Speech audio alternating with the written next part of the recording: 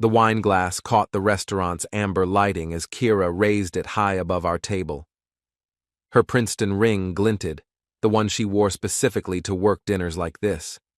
23 people from her HR consulting firm surrounded us, all watching with those polite smiles that meant they were about to witness something uncomfortable. "To my husband Rowan," she announced, her voice carrying that particular tone she used when she wanted everyone to know she was the educated one in our marriage. "Without my degree, he'd be nobody." The laughter rippled around the table like a stone thrown into still water. Her boss chuckled. Her assistant covered her mouth with her napkin. Even Derek Vaughn, the business partner she'd been mentioning more and more lately, grinned from across the table where he sat with his perfectly pressed shirt and his perfectly capped teeth.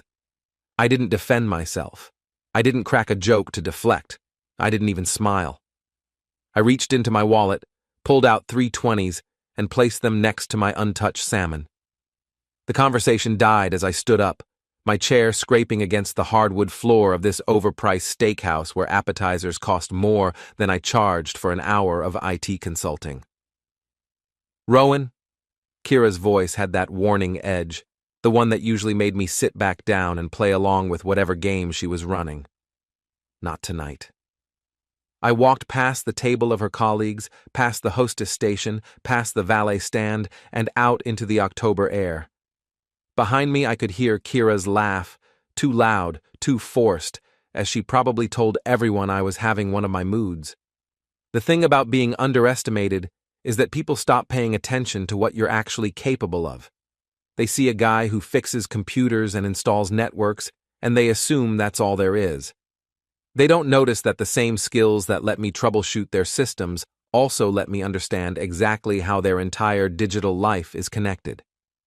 I drove home to our townhouse in Millbrook Heights, the one with the smart locks and the integrated home system that I'd installed and configured.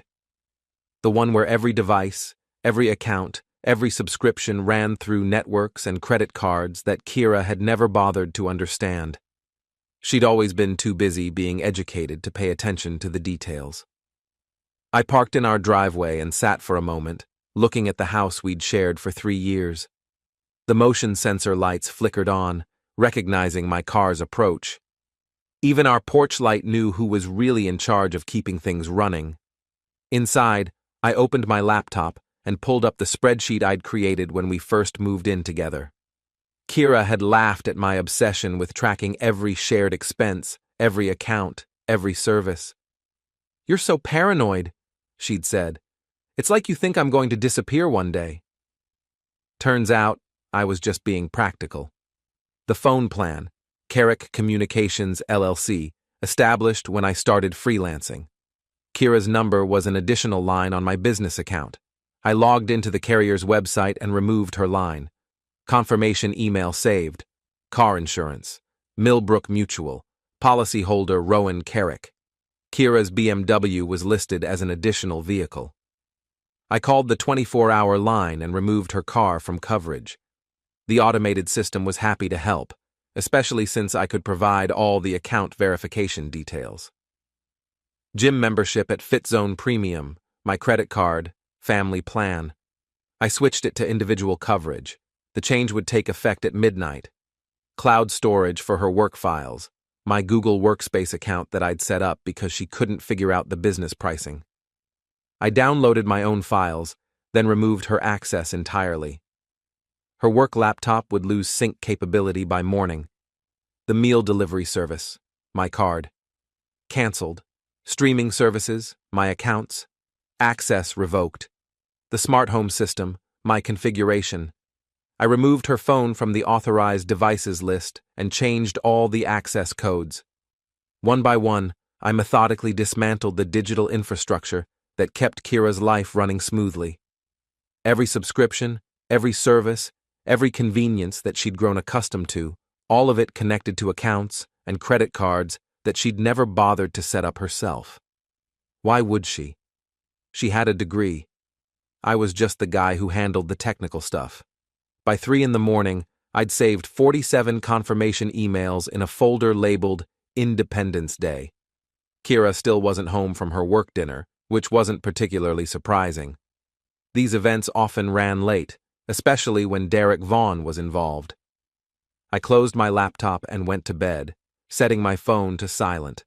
Tomorrow was going to be interesting. My alarm went off at 6:30, same as always. I showered, made coffee, and checked my email while eating cereal.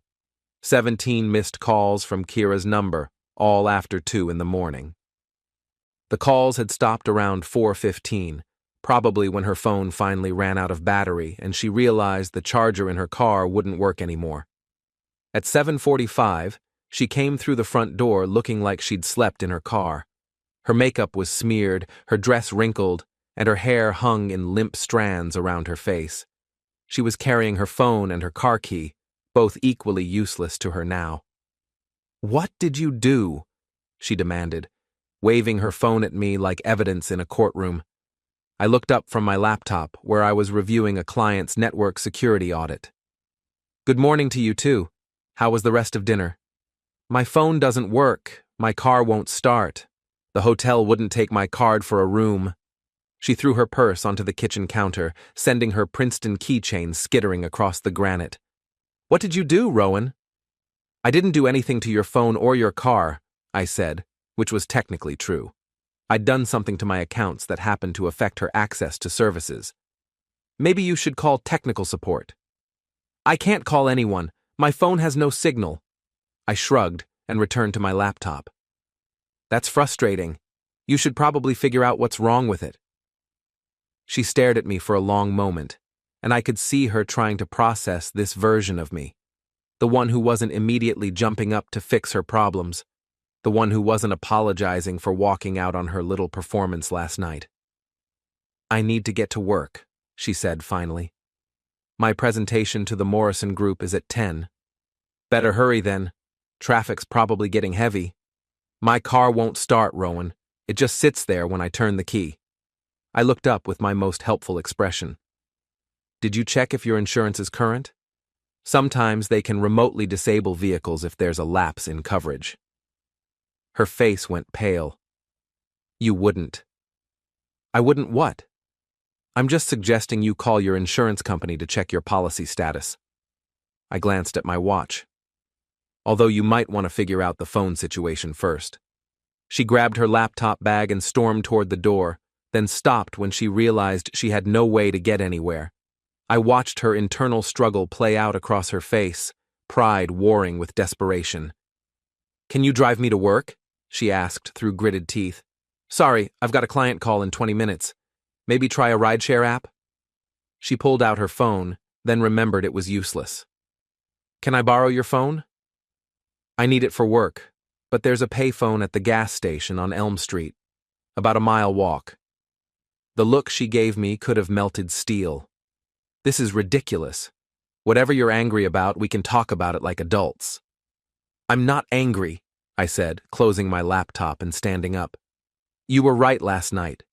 You're educated and independent. I'm sure you'll figure something out." I grabbed my keys and headed for the garage, leaving her standing in our kitchen with her useless phone and her useless car key. Through the rearview mirror, I watched her try the front door, probably just realizing that the smart lock no longer recognized her phone's proximity sensor. She'd have to use her physical key like some kind of primitive.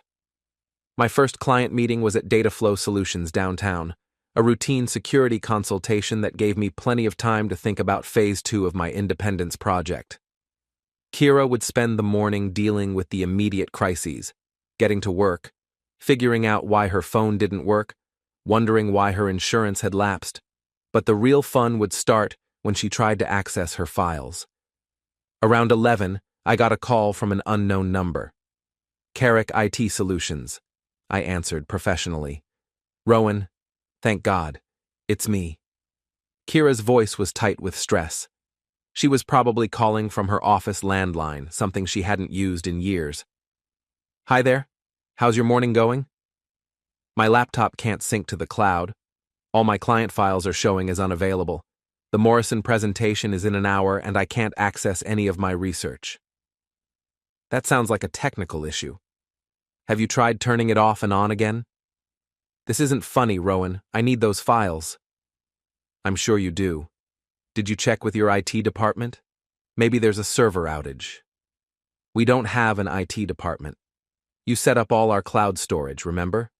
You're our IT department. I made a thoughtful humming sound. Right, I remember now. I sent an email to your company yesterday letting them know I wouldn't be available for consulting or technical support anymore. Didn't you get it? The silence stretched for 10 seconds. What email? She finally whispered. Check your inbox. I sent it to your boss and copied the whole team. Professional courtesy, you know? I explained that I'd be focusing on other clients going forward. You can't just, we have contracts. Actually, we don't. I've always worked for your company as a favor to you, not as a formal arrangement. No contracts, no service agreements, no obligations. I paused. I'm sure someone with your education can find a new IT consultant pretty quickly. The line went quiet, except for the sound of her breathing. I need those files, Rowan. I'm sure you do. Good luck with the presentation. I hung up and immediately blocked the office number. Then I called my friend Mick Patterson, who'd been a detective before starting his own private investigation business. Mick, it's Rowan. You free for lunch today? I've got a situation that might need your particular expertise.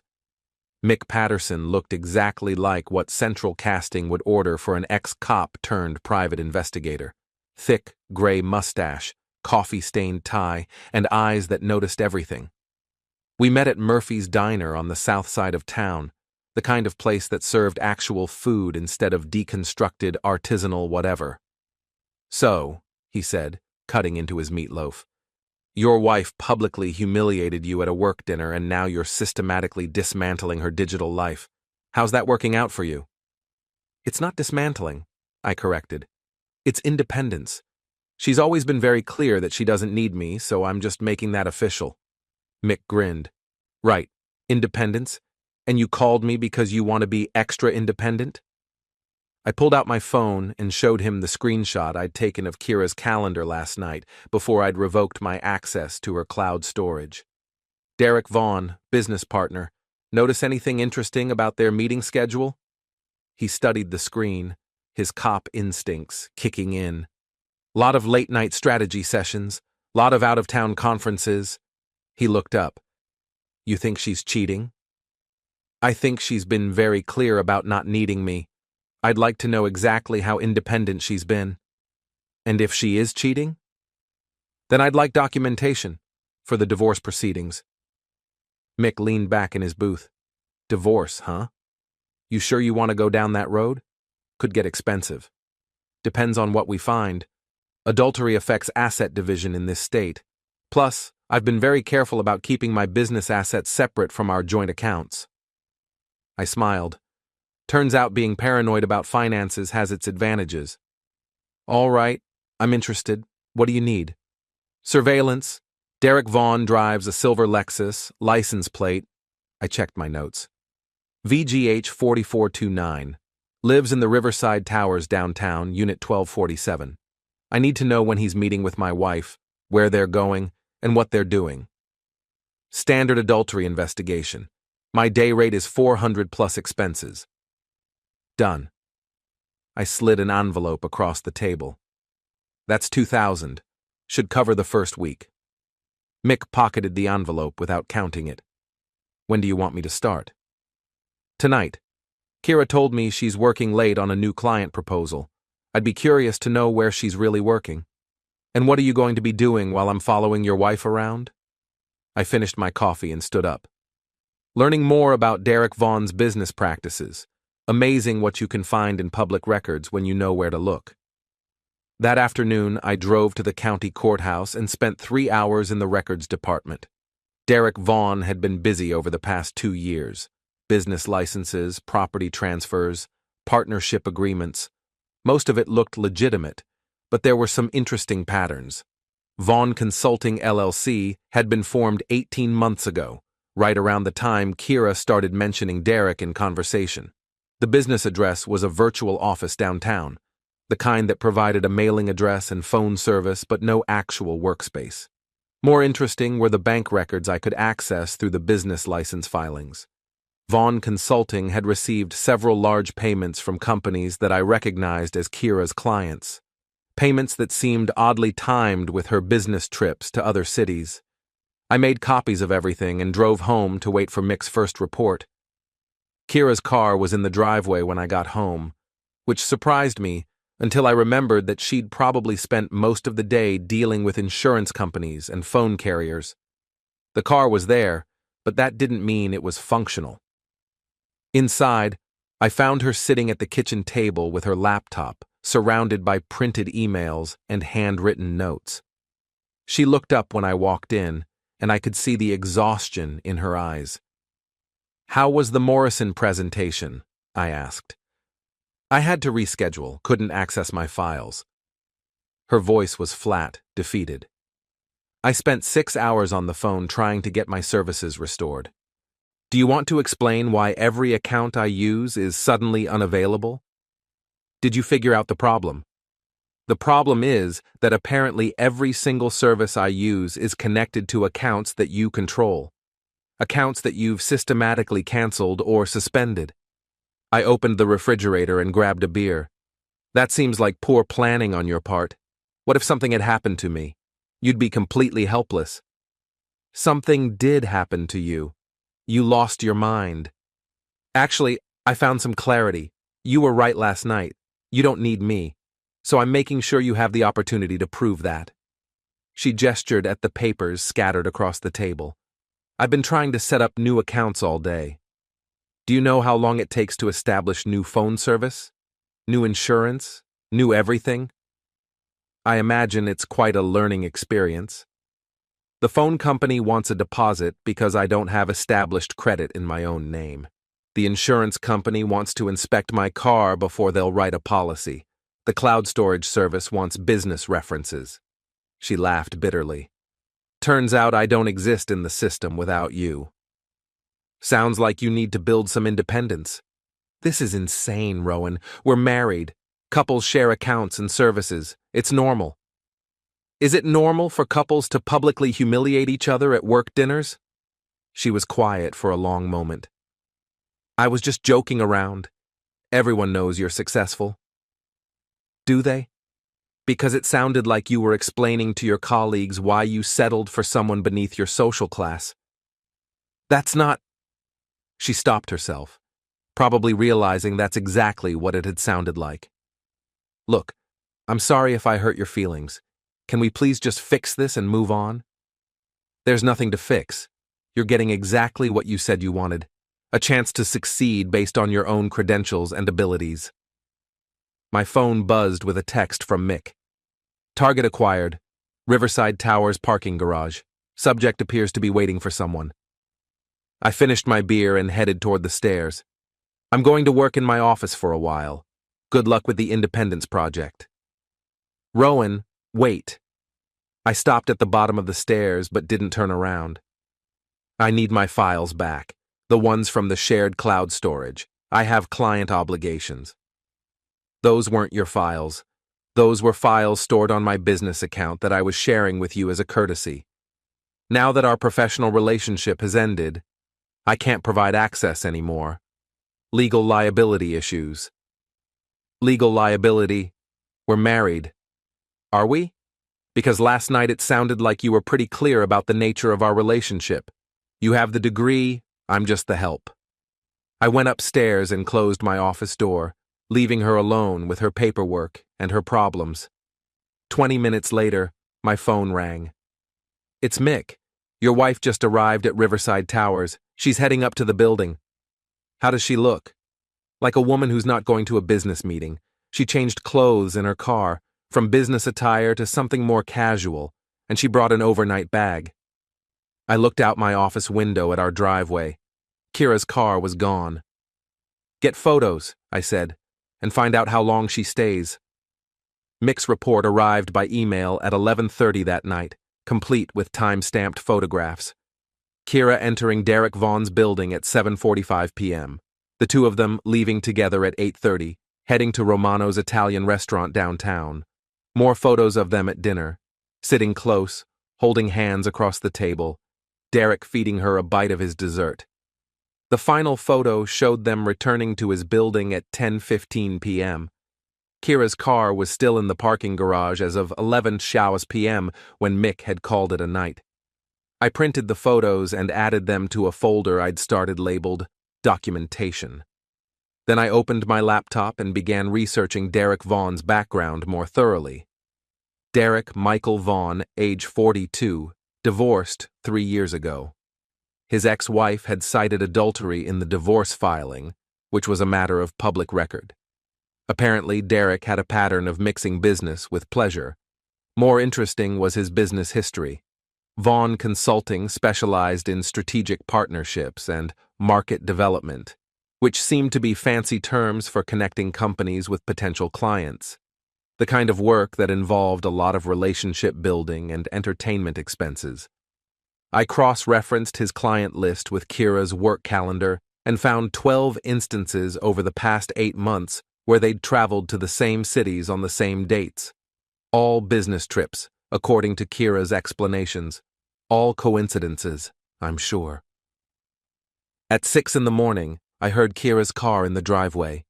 I stayed in my office and listened to her trying to open the front door, probably confused about why her phone's proximity unlock wasn't working. After a few minutes, I heard the mechanical click of her physical key in the lock. She moved quietly through the house, probably hoping to avoid a confrontation. I heard the shower running, then the sound of her getting ready for work. At 7:30, her car started in the driveway. Apparently, she'd managed to get her insurance situation sorted out. I waited until 8 o'clock, then called Kira's office. Morrison and Associates, this is Jennifer. Hi, Jennifer. This is Rowan Carrick. I'm trying to reach my wife, Kira, but her cell phone seems to be having issues. Oh, hi, Mr. Carrick. Actually, Kira called in sick today. She said she was coming down with something and needed to rest. Interesting. Did she say when she might be back in the office?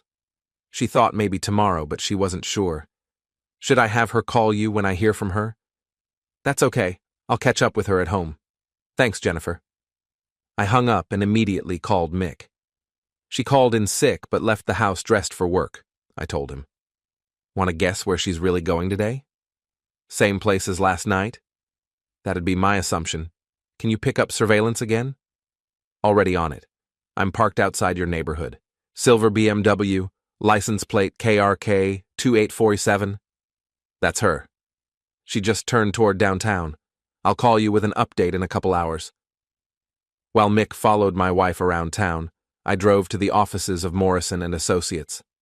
Kira's company occupied the 3rd floor of a glass office building in the business district, the kind of place that looked impressive but probably cost more in rent than they made in profit.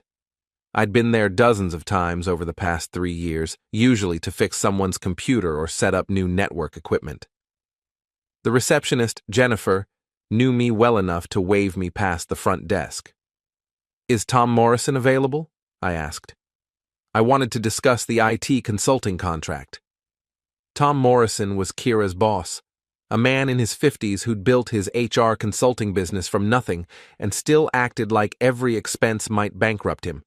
His office was cluttered with client files and coffee cups, the workspace of someone who did his own accounting. Rowan, good to see you. Jennifer mentioned Kira's under the weather today. Yeah, she's pretty wiped out. Actually, that's kind of why I'm here. I wanted to talk about transitioning the IT support to a different provider. His eyebrows went up. Problems with the current arrangement? Not problems exactly, but I'm expanding my business and taking on some bigger clients. I won't have time for the smaller accounts anymore. I handed him a business card for a legitimate IT company I'd worked with before. These guys are good, and they'll probably be cheaper than what you're paying me. What are we paying you? Tom asked, looking confused. Well, that's the thing. Kira and I never formalized the billing arrangement. I've basically been providing free support as a favor to her. But if I'm stepping back, you'll need a proper service contract with someone. Tom's expression shifted as he realized what I was telling him. You've been working for free? For 3 years? Like I said, it was a favor, but favors don't scale well when you're trying to grow a business. How much should we have been paying for IT support? I quoted him a number that made his face go pale. That's what you'd pay for equivalent service from any legitimate provider. You've been getting a pretty good deal. Tom was quiet for a moment, probably calculating 3 years of free IT support and realizing how much money Kira had been saving the company. Money that had probably contributed to her performance bonuses and salary increases. Does Kira know you're making this change? We discussed it. She understands that I need to focus on paying clients. It wasn't technically a lie. We had discussed my business priorities, just not in the context he was imagining. Well, Tom said finally, I appreciate everything you've done for us, and I understand about business growth. When would this transition happen? Immediately. I've already removed your company's access to my support systems. You'll need to contact the new provider to set up service. Tom's phone rang before he could respond. He glanced at the caller ID and frowned. Sorry, I need to take this. It's our biggest client. I left him to his call and walked back through the office, nodding goodbye to Jennifer. On my way out, I noticed several employees clustered around someone's computer, probably dealing with technical issues that they'd normally call me to fix. My phone rang as I reached the parking garage. She's at Vaughn's building again, Mick reported. Been there for 2 hours. Want me to stick around? How long can you stay? Long as you're paying me. Stay with it. I want to know her whole routine. I drove home and spent the afternoon organizing my documentation. Photos from Mick, business records from the courthouse, email confirmations from all the canceled services, everything neatly categorized and labeled. Around 4 o'clock, I got a call from an unknown number. Rowan, it's Derek Vaughn. That was unexpected. Derek, what can I do for you? I think we need to talk. About Kira. What about her? Look, I know this is awkward, but she's been having a rough time lately. Problems with her phone, her car, work issues. She thinks you might be upset about something.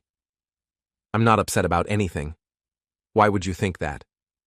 She mentioned that you walked out of dinner the other night, and now she's having all these technical problems with her accounts and services. I let the silence stretch for a few seconds. Derek, I appreciate your concern for my wife's well-being, but I'm not sure why her technical problems would be any of your business. We work together. When she's stressed about personal issues, it affects our projects. Right. Your work projects, the ones that require so much after-hours collaboration. Another pause. What's that supposed to mean? Nothing at all. I'm sure your business relationship is completely professional. Look, Rowan, if there's some kind of problem between you and Kira, maybe you should work it out directly instead of playing games with her phone service. Games? Derek, I think you might be confused about something. I haven't done anything to Kira's phone service. If she's having technical difficulties, she should contact her service provider. Come on, man. We both know what's happening here. Do we? Why don't you explain it to me? Derek's voice got harder. You're sabotaging her accounts because you're jealous of her success. It's petty, and it's hurting her career. Her career. Right. I laughed. Derek, let me ask you something. In all your professional collaboration with my wife, has she ever mentioned who set up her cloud storage, her business email, her client database? What does that have to do with anything? Just curious about how much you know about her technical capabilities. Since you're so concerned about her career. I don't have time for this. Just fix whatever you broke and leave her alone. I haven't broken anything. But here's some free advice. If Kira's having trouble with her technology services, maybe she should learn how to manage her own accounts. You know, like an independent professional. I hung up before he could respond. Interesting that Derek felt comfortable calling me directly about my wife's problems. Almost like he felt some kind of responsibility for her well-being. The kind of responsibility that might come from a relationship that was more than professional. My phone buzzed with a text from Mick. They're on the move, heading toward the Marriott downtown. I smiled and added Derek's phone call to my notes. The documentation folder was getting thick. Mick's surveillance report from the Marriott was thorough and damning. Photos of Kira and Derek checking in together. Photos of them in the hotel bar, clearly comfortable with each other in a way that had nothing to do with business. A photo of Derek's hand on Kira's back as they walked toward the elevators. The final photo showed them leaving the hotel together at 10 in the morning, after Kira should have been at work recovering from her mysterious illness. I printed everything and added it to my documentation folder, which now contained enough evidence to support adultery claims in any divorce proceeding. But I wasn't quite ready for lawyers and court filings. First, I wanted to have a conversation with my wife. Kira came home that evening looking refreshed and relaxed, which was remarkable for someone who'd supposedly spent the day sick in bed. She found me in the kitchen making dinner. Pasta with marinara sauce, nothing fancy. "Feeling better?" I asked, without looking up from the stove. "A little. I think I just needed rest." How was your day off?" "Quiet. I mostly slept." She sat down at the kitchen table and watched me cook. "Rowan, we need to talk about this situation with the accounts and services." "What situation?" "You know what situation. My phone, the insurance, the cloud storage. This has gone far enough." I turned around and leaned against the counter. "Has it? Because from where I'm standing, it seems like you're adapting pretty well. You managed to get your car running, you figured out how to call in sick to work, you even found ways to stay busy during your recovery day." Something flickered in her eyes. "What's that supposed to mean?" "Nothing. I'm just impressed by your resourcefulness." "Look, I know you're angry about the dinner comment. I've apologized for that. But this passive-aggressive punishment has to stop." "Punishment?" "Kira, I'm not punishing you. I'm just not providing free services anymore." "Free services? I'm your wife." "Are you? Because lately it feels more like I'm your unpaid IT department." She stood up and started pacing around the kitchen. "This is ridiculous. Married couples share resources. That's how marriage works." "You're absolutely right. They share resources. They also share honesty, respect, and fidelity." She stopped pacing. "What's that supposed to mean?" I pulled out my phone and showed her one of Mick's photos. Her and Derek holding hands at Romano's restaurant. "It means I know about Derek." The color drained from her face. We were just having dinner. A business dinner." "Really? What kind of business requires holding hands across the table?" "You had me followed?" Her voice was barely a whisper. "I had my concerns confirmed. There's a difference." She sat down heavily in one of the kitchen chairs. "How long have you known?" I suspected for a while. The late meetings, the out-of-town trips, the way you talked about him. But I've had confirmation for about a week now." "A week? You've known for a week and you didn't say anything?" What was I supposed to say? "Hey, honey, are you cheating on me with your business partner?" You would have denied it, then been more careful about covering your tracks. She put her head in her hands. "This is such a mess." "Yes, it is. The question now is what we're going to do about it." She looked up at me with tears in her eyes. "It wasn't supposed to happen like this. Derek and I, we connected. We understand each other. I'm sure you do. Shared educational background and all that. Don't be sarcastic. This is hard enough."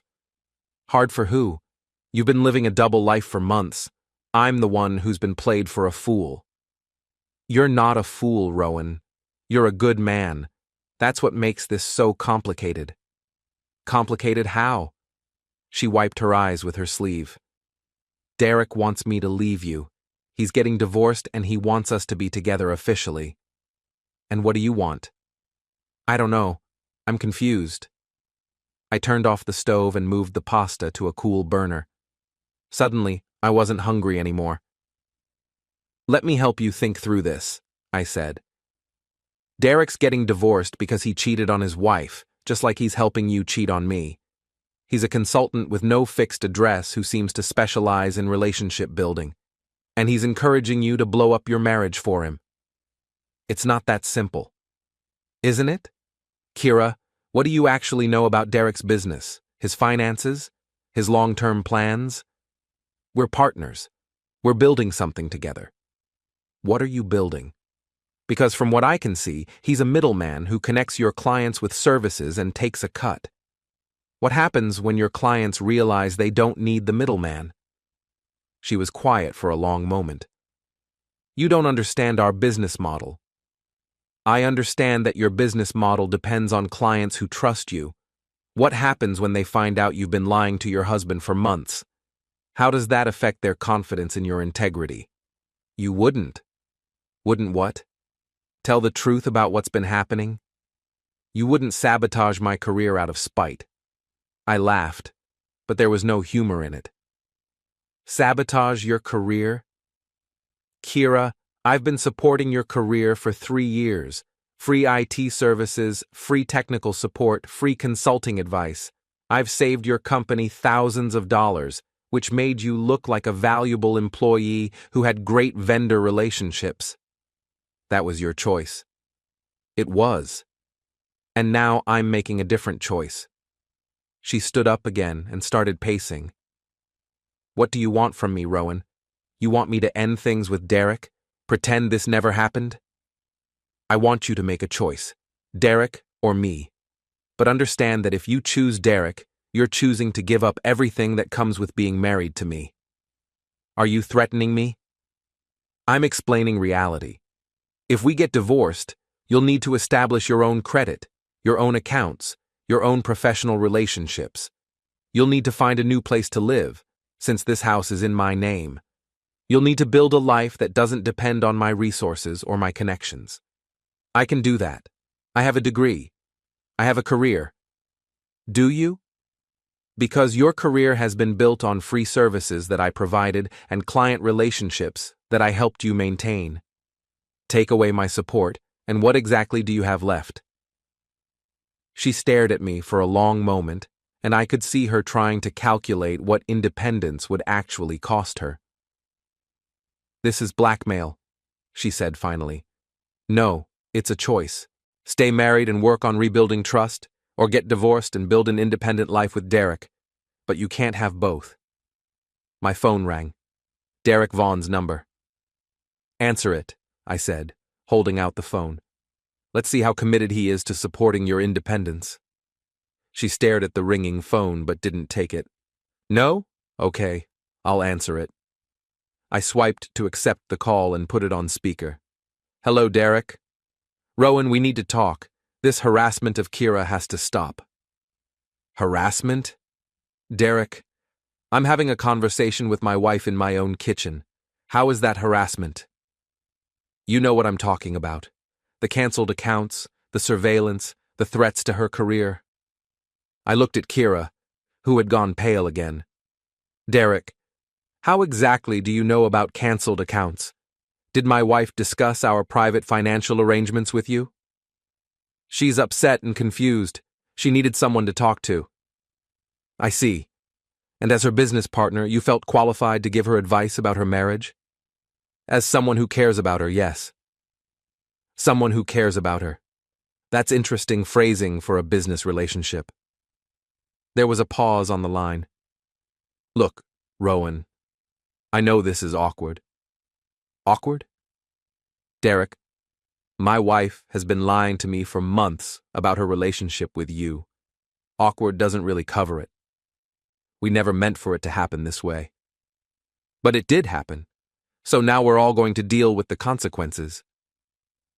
What consequences? I smiled at Kira, who was watching me with growing alarm. Well, for starters, Kira's going to need to choose between her marriage and her business partnership with you. And depending on what she chooses, there might be some changes to her professional situation. You can't destroy her career because you're jealous. I'm not destroying anything, Derek. I'm just not providing free support anymore. If Kira wants to build a business with you, she'll need to do it with her own resources and her own connections. This is insane. You're acting like a child. Actually, I'm acting like a man whose wife has been cheating on him. But here's what's going to happen next. Kira's going to make a choice, tonight. And tomorrow, we're all going to start living with the consequences of that choice. I hung up the phone and looked at my wife. So, I said, what's it going to be? Kira sat at our kitchen table for 20 minutes without saying a word. I cleaned up the dinner I'd never finished cooking and loaded the dishwasher, giving her time to think through her options. Finally, she looked up at me. If I choose you, what happens to Derek? That's between you and Derek. I don't really care what happens to him. But you'll stop interfering with my work? I'll stop providing free services to your company, but I won't actively sabotage your business relationships, as long as they don't involve Derek. What does that mean? It means you can't have both, Kira.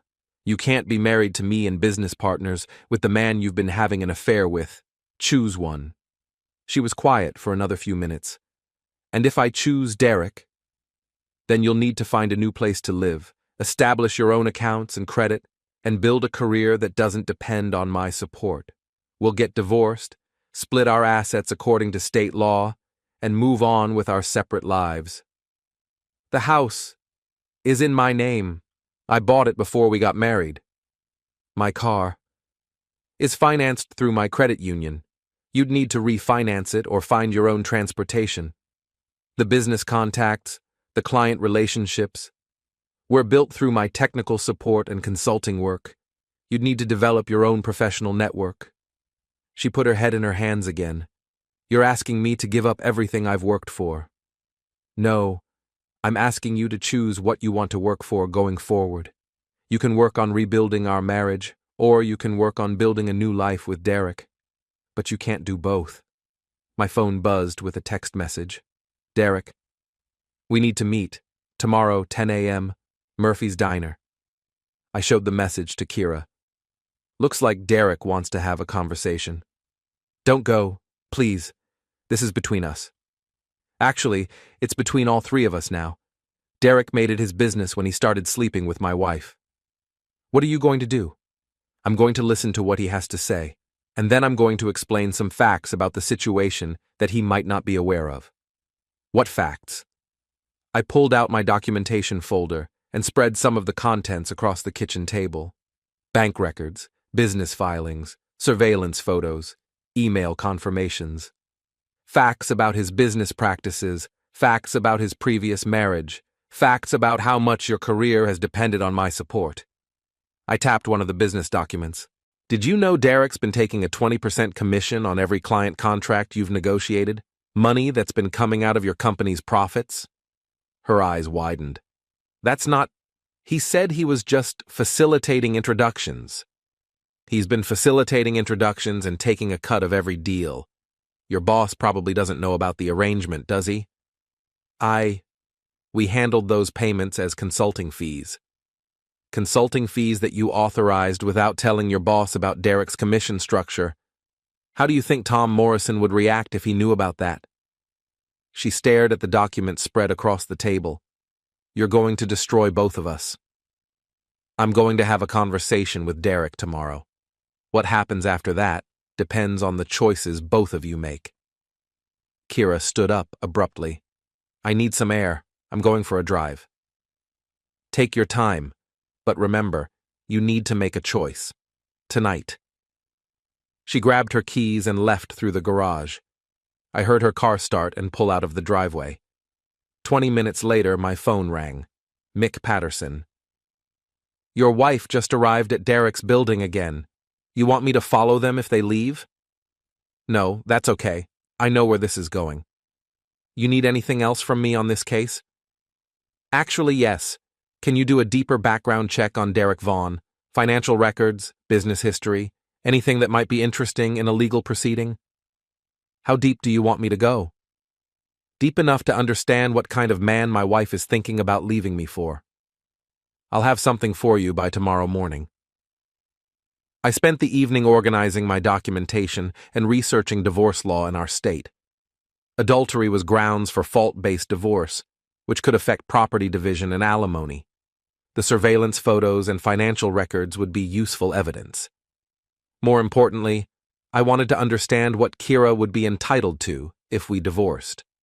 The house was mine, purchased before our marriage. My business assets were separate.